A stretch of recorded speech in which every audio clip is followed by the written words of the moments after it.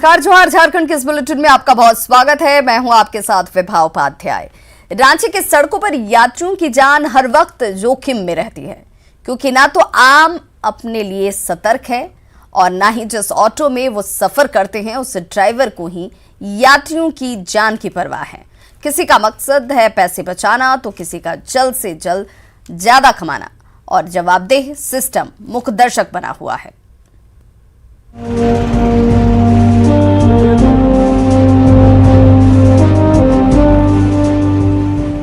राजधानी रांची में लोगों को न तो अपनी जान की परवाह है, न दूसरे की जान की कीमत का अंदाजा है। जिस हरमू बाईपास को रांची की राजपथ कहा जाता है, उस रास्ते पर चलने वाले लोग चंद सिक्के बचाने के लिए अपनी जान की बाजी तक लगाने को तैयार हैं। जिस ऑटो पर अधिकतम 6 सवारी के बैठने की जगह है, उस पर धड़ल्ले से 10 से अधिक यात्री चल रहे हैं। अब इस ऑटो को ही देख लीजिए। जब इस ऑटो से यात्री को उतार कर गिना गया तो 17 लोग इस ऑटो में सवार थे।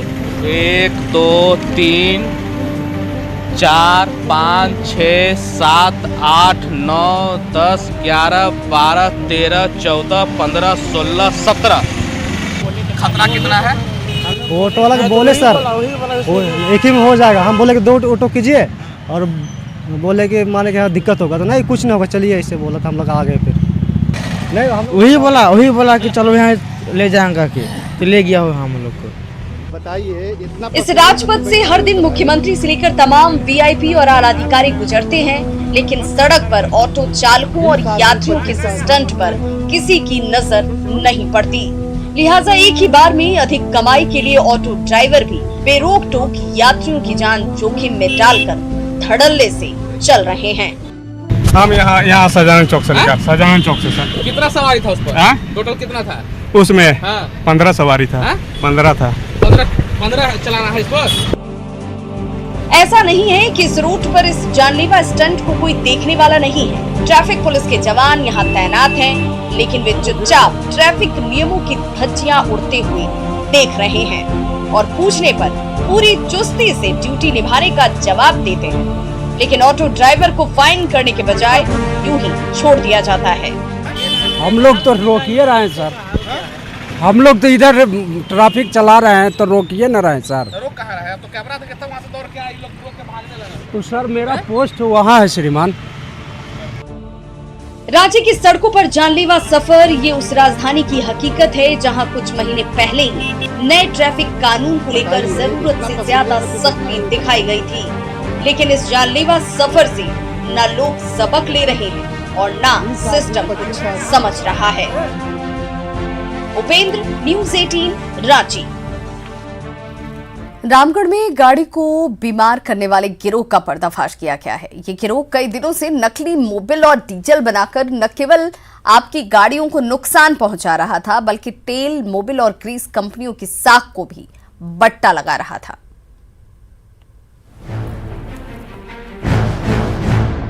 रामगढ़ के भुरकुंडा में असली डीजल के नाम पर नकली डीजल के गोरख धंधे का पुलिस ने भांडाफोड़ किया है। नकली डीजल और मोबिल का ये पूरा खेल भुरकुंडा के जवाहर नगर में लगन खान नामक व्यक्ति के घर से चल रहा था। गुप्त सूचना के आधार पर मिली जानकारी के मुताबिक पुलिस ने जब कार्रवाई की तो जो तस्वीर सामने आई वो बेहद चौंकाने वाली थी।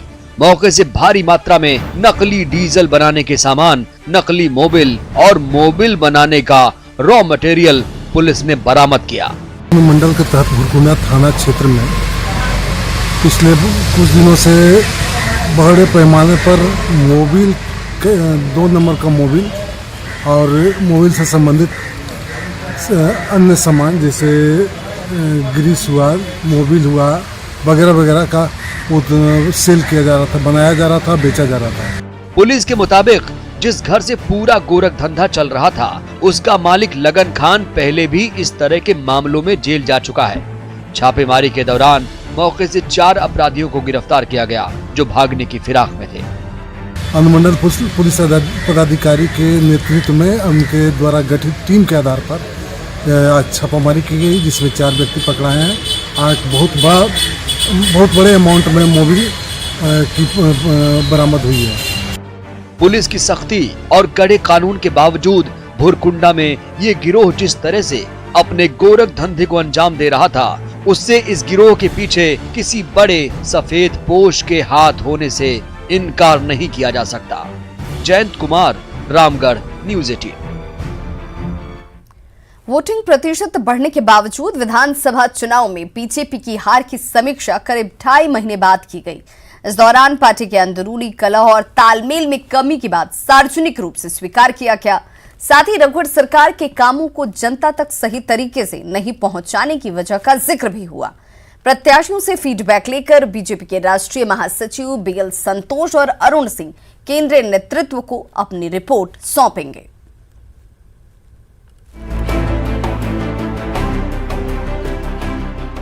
झारखंड विधानसभा चुनाव में मिली हार से बीजेपी अब तक उबर नहीं पाई है।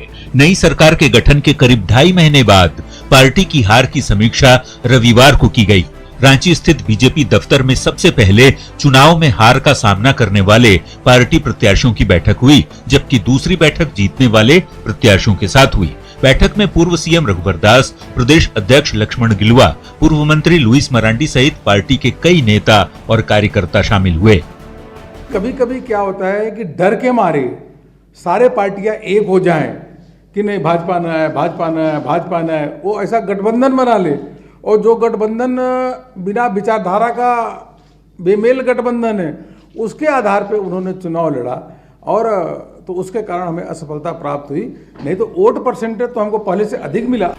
बीजेपी के राष्ट्रीय महामंत्री बीएल संतोष और अरुण सिंह के सामने जब चुनाव मैदान में खड़े पार्टी प्रत्याशियों ने अपना दुखड़ा सुनाया तो सभी भौचक रह गए, क्योंकि बात भीतरघात की हुई। चुनाव हार के कई कारण होते हैं, लेकिन निश्चित तौर पर इस बार पार्टी के अंदर भी बहुत जगह पार्टी के लोगों ने ही विरोध किया है, जिसके कारण यह रिजल्ट देखने को मिला। हमको चुनाव हारने में क्या क्या त्रुटियां रही, क्या क्या खामियां रही, क्या कारण से हम हारे, ये सारे विषय हम लोगों ने रखने का काम किया है। हालांकि बैठक के दौरान नेताओं ने हार पर मंथन किया, चिंता जताई और प्रभावी विपक्ष की भूमिका निभाने का संकल्प लिया। लेकिन ये भी सही है कि इस साल के विधानसभा चुनाव में बीजेपी को करीब 2% वोट 2014 के मुकाबले ज्यादा मिले, लेकिन मुख्यमंत्री से लेकर पार्टी के प्रदेश अध्यक्ष सहित कई दिग्गजों को करारी हार का सामना करना पड़ा। वैसे नेताओं से फीडबैक लेकर पार्टी के राष्ट्रीय महामंत्री अपनी रिपोर्ट केंद्रीय नेतृत्व को सौंपेंगे। न्यूज़ 18 के लिए रांची से भुवन किशोर झा की रिपोर्ट। बीजेपी के राष्ट्रीय महामंत्री अरुण सिंह ने झारखंड में बिगड़ती कानून व्यवस्था के लिए हेमंत सरकार पर जमकर निशाना साधा। गुदड़ी, नरसंहार और लोहरदगा की घटना का जिक्र करते हुए अरुण सिंह ने मुख्यमंत्री पर तंज कसा और पूर्व की बीजेपी सरकार की योजनाओं को रोकने पर करारा प्रहार किया। प्रदेश में कानून व्यवस्था लगातार गिर रही है और संगठित असंगठित अपराध दोनों में तेजी से वृद्धि हो रही है। एक ऐसे मुख्यमंत्री जो आदिवासी हैं, वो यह कहते हैं कि मारने वाला भी हमारा और जिसकी हत्या हुई है वो भी हमारा। किस प्रकार की न्याय की व्यवस्था करते हैं? किसी कृषि आशीर्वाद योजना, इसको रोकने का काम की घोषणा किए हैं। विधानसभा चुनाव के बाद सियासत के दो राहे पर खड़े बाबूलाल मरांडी के अब बीजेपी में मिलन की घड़ी आ गई है। सूत्रों से मिल रही खबरों के मुताबिक 17 फरवरी को जेवीएम का बीजेपी में विलय हो सकता है, लेकिन बाबूलाल के इस कदम से उनकी पार्टी सुलग रही है और सियासी बयानबाजी भी तेज हो चली है।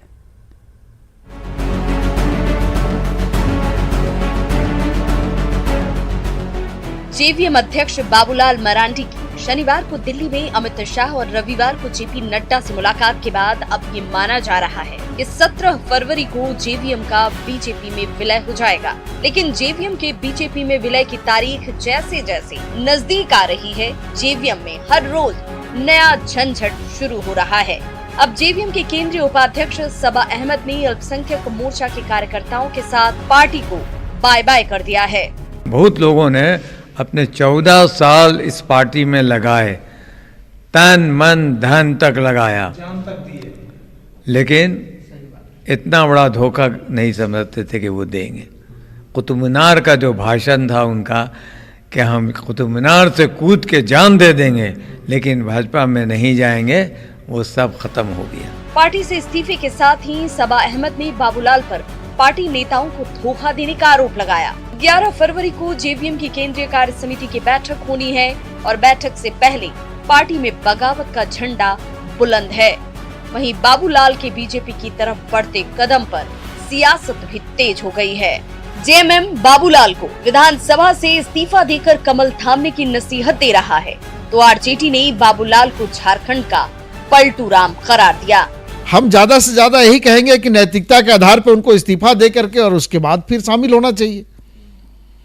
तो ये वहां की जनता भी ये बात बोलेगी। यहाँ तो तय था कि या तो महागठबंधन की सरकार बनेगी या डबल इंजन की सरकार बनेगी।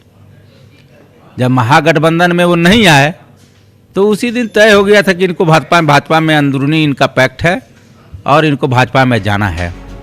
विधानसभा चुनाव में हार के बाद बाबूलाल हेमंत सोरेन के साथ हाथ मिलाने पहुंचे थे, लेकिन जब बाबूलाल ने फिर से जेएमएम से हाथ छुड़ा लिया है तो हेमंत सोरेन ने भी उन्हें बेहतर कल के लिए बधाई दे दी। जहां भी रहे मेरी शुभकामनाएं, जहां भी रहे मेरी शुभकामनाएं। तो बाबूलाल की सियासत पर विपक्ष जितने सवाल उठा ले, लेकिन स्वागत को लेकर बीजेपी नेता को अब बाबूलाल सबसे वफादार नेता नजर आ रहे हैं। भारतीय जनता पार्टी में वापस हो रहे हैं, निश्चित रूप से भारतीय जनता पार्टी की ताकत बढ़ेगी। माना जा रहा है कि बीजेपी में घर वापसी के बाद बाबूलाल को कोई बड़ा ओहदा मिल सकता है, लिहाजा उन्होंने बीजेपी से मिलने का विलन बन रहे प्रदीप यादव और बंधु तिर्की को पहले ही बाहर का रास्ता दिखा दिया और आगे भी विलय के खिलाफ उठने वाले हर स्वर को बाबूलाल दबाने को लेकर तैयार दिख रहे हैं। Bureau report, news 18। दिल्ली में बीजेपी के बड़े नेताओं से बाबूलाल मरांडी की मुलाकात के बाद अब ये कयास लगाए जा रहे हैं कि 11 फरवरी को झारखंड विकास मोर्चा के केंद्रीय कार्यकारिणी की बैठक में जेवीएम का बीजेपी में विलय पर मुहर लग सकता है। हालांकि जेवीएम के नेता अभी इस पर खुलकर कुछ भी बोलने से परहेज कर रहे हैं। वहीं कांग्रेस ये कह रही है कि ये बाबूलाल की मर्जी है, तो बीजेपी कह रही है कि हमारी विचारधारा के साथ जो जुड़ना चाहता है उसका स्वागत है। 11 तारीख को झारखंड विकास मोर्चा का कार्य समिति बैठक है, यहीं पर मुराबादी चिरौंदी आशीर्वाद बैंक्वेट हॉल में, और उससे पहले भी कुछ नहीं, चिरौंदी वाला बैठक में कार्य समिति बैठक में तय होगा कि क्या करना है, भविष्य की रणनीति क्या बनेगी। हाँ, पहले पदाधिकारी की बैठक होगी 10 बजे से, उसके बाद में फिर कार्य समिति बैठक। ये राजनीति में आना जाना हर कुछ संभव है, अब उनकी मर्जी। और चलिए, भारतीय जनता पार्टी में उनकी पार्टी विलय हो रही है, तो फिर आगे देखा जाएगा कि हम लोग के साथ में कैसा। हम लोग चाहते थे कि वो हम लोग साथ रहे, लेकिन अब जा रहे हैं तो उनकी मर्जी है। दुनिया का सबसे शक्तिशाली दल और सबसे बड़ी पार्टी भारतीय जनता पार्टी है, और भारतीय जनता पार्टी सबके द्वार खुले जो हमारी आइडियोलॉजी से जुड़ना चाहता है। और बाबूलाल जी तो उनकी बॉर्न एंड बॉटअप तो भाजपा ही है, प्रथम मुख्यमंत्री पार्टी ने उनको बनाया, और हम आज कह सकते हैं कि देखिए बाबूलाल जी झारखंड में एक सर्वमान्य नेता है। मंत्री मिथिलेश ठाकुर ने पाकुड़ में चल रही योजनाओं का निरीक्षण किया। लिट्टीपाड़ा में 217 करोड़ की लागत से ग्रामीण जलापूर्ति योजना चल रही है। मंत्री मिथिलेश ठाकुर ने काम में धीमी गति के कारण निर्माण करने वाले कंपनी के अधिकारियों को फटकार लगाई। मंत्री ने पेयजल एवं स्वच्छता विभाग के पदाधिकारियों के साथ बैठक की, जिसमें दुमका, साहिबगंज, पाकुड़ समेत कई जिलों के पदाधिकारी शामिल हुए। जो भी ऐसी योजनाएं हैं जिन पर जनता का पैसा लुटाया गया है और वो ऐसी योजनाएं जो जनता के काम नहीं आ रही हैं, उनके लिए कौन जिम्मेदार हैं, इन सभी पर हम मंथन करेंगे। और जहां जो भी दोषी होंगे, क्योंकि पैसा जनता का है और जनता के हित के लिए लगना चाहिए, जनोपयोगी योजनाएं ही होनी चाहिए, और जो वैसे जो लूट तंत्र का कहीं पर अगर कोई इस तरह का काम हुआ होगा तो इसकी जांच करके। 7 फरवरी को परिणय सूत्र में बंधने के बाद जेएमएम सांसद विजय हांसदा ने आज रिसेप्शन पार्टी दी। साहिबगंज के बड़हरवा में हुई इस रिसेप्शन पार्टी में मुख्यमंत्री हेमंत सोरेन भी नव दंपत्ति को आशीर्वाद देने पहुंचे। इस रिसेप्शन पार्टी में सियासी दिग्गजों का जमावड़ा लगा। झारखंड सरकार के कई मंत्री जिसमें रामेश्वर उरांव, आलमगीर आलम, मिथिलेश ठाकुर, हाजी हुसैन अंसारी और बादल पत्रलेख के अलावे कई विधायक भी शामिल रहे। वर वधू को आशीर्वाद देने के बाद व्यस्त कार्यक्रमों की वजह से सीएम हेमंत सोरेन वहां ज्यादा देर तक नहीं रुके और तुरंत वहां से रवाना हो गए।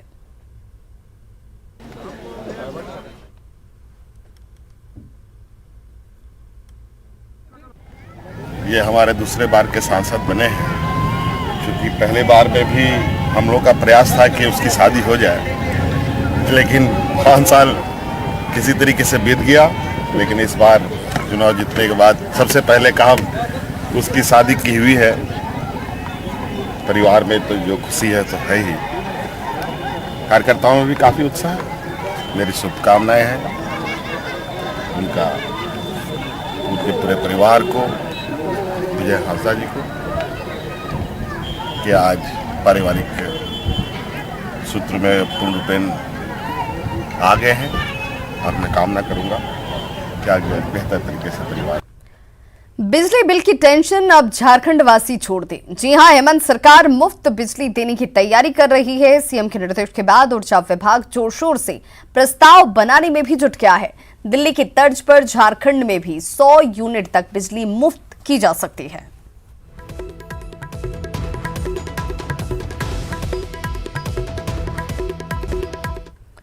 अंडर 19 क्रिकेट वर्ल्ड कप के फाइनल मैच में बांग्लादेश के हाथों भारत की हार के बाद रांची के क्रिकेटर सुशांत मिश्रा के परिवार में मायूसी है। सुशांत के पिता ने नतीजों पर निराशा जाहिर की। उन्होंने सुशांत के परफॉर्मेंस पर कहा कि सुशांत का प्रदर्शन उम्मीद के मुताबिक नहीं रहा।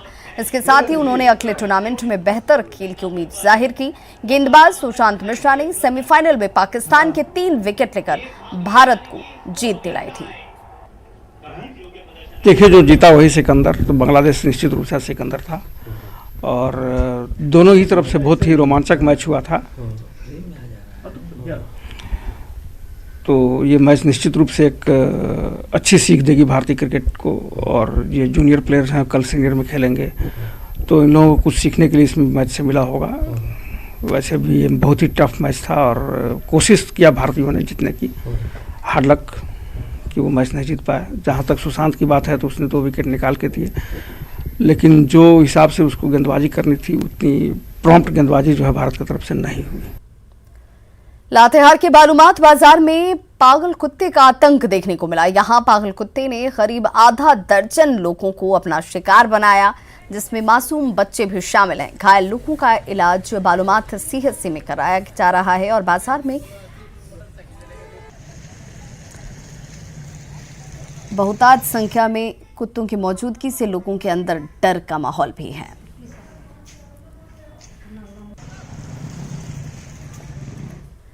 धनबाद रेल मंडल प्रबंधक कार्यालय के उद्यान में रविवार को वार्षिक पुष्प प्रदर्शनी लगाई गई, जिसमें डीआरएम कार्यालय परिसर में खुशबू फैल गई। प्रदर्शनी में एक से बढ़कर एक रंग बिरंगे और खूबसूरत खुशबूदार फूल लगाए गए और इस प्रदर्शनी में धनबाद के कई संस्थानों ने हिस्सा लिया। पुष्प प्रदर्शनी प्रतियोगिता को 2 कैटेगरी में बांटा गया था। डीआरएम ने कहा कि इस तरह के आयोजन से न सिर्फ वातावरण स्वच्छ होता है बल्कि लोगों को तनाव से भी काफी दूर रहने में मदद मिलती है। धनबाद डिस्ट्रिक्ट के जो भी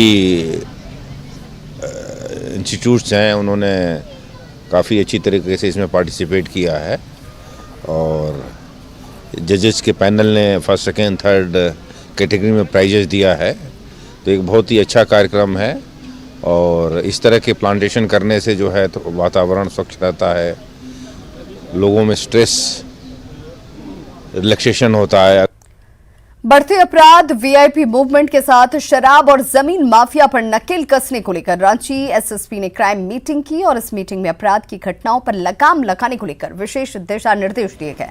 इसके साथ ही थाना स्तर पर आपराधिक वारदातों की भी लिस्ट तैयार करने को कहा गया।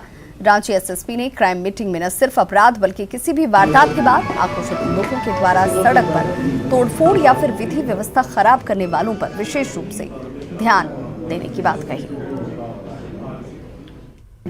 थानावार समीक्षा की गई है, जितने पुराने लंबित कांड हैं उनकी, और इसके अलावा जो महत्वपूर्ण घटनाएं हुई हैं पिछले कुछ महीनों में, उनमें उद्भेदन की स्थिति, शातिर अपराधकर्मी हैं, खासकर जो विधि व्यवस्था को प्रभावित करते हैं, या शराब माफिया हैं जिनके यहाँ से लगातार बरामदगी होती है इलिसिट लिकर की, लैंड माफिया हैं जिनकी अधिकांश शिकायतें कंप्लेंट के रूप में थाना में हैं, उनके विरुद्ध सीसीए के तहत कार्रवाई करने का निर्देश दिया गया है।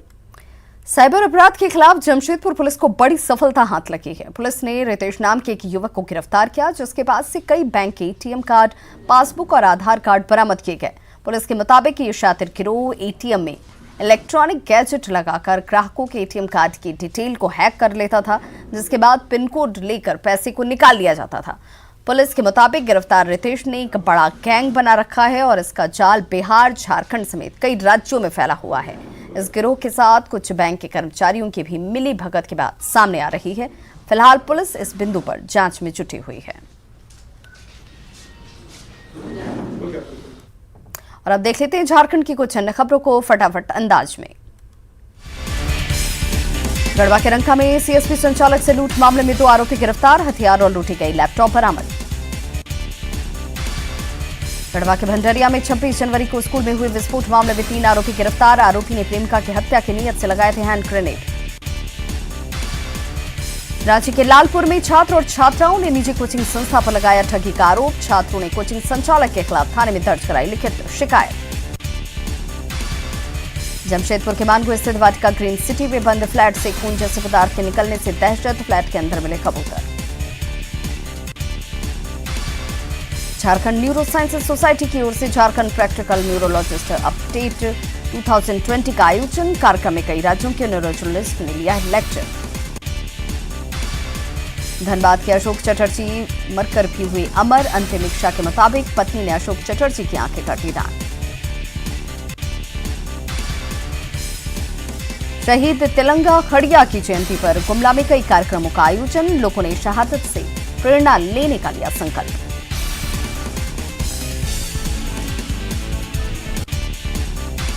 और आप न्यूज 18 सिर्फ 10 पैसे में पूरे महीने देख सकते हैं। आज ही अपने डीटीएच या केबल ऑपरेटर से संपर्क कीजिए या फिर ऑनलाइन सब्सक्राइब कीजिए। तो खबरों का सिलसिला लगातार जारी है, आप देखते रहिए न्यूज 18 बिहार झारखंड।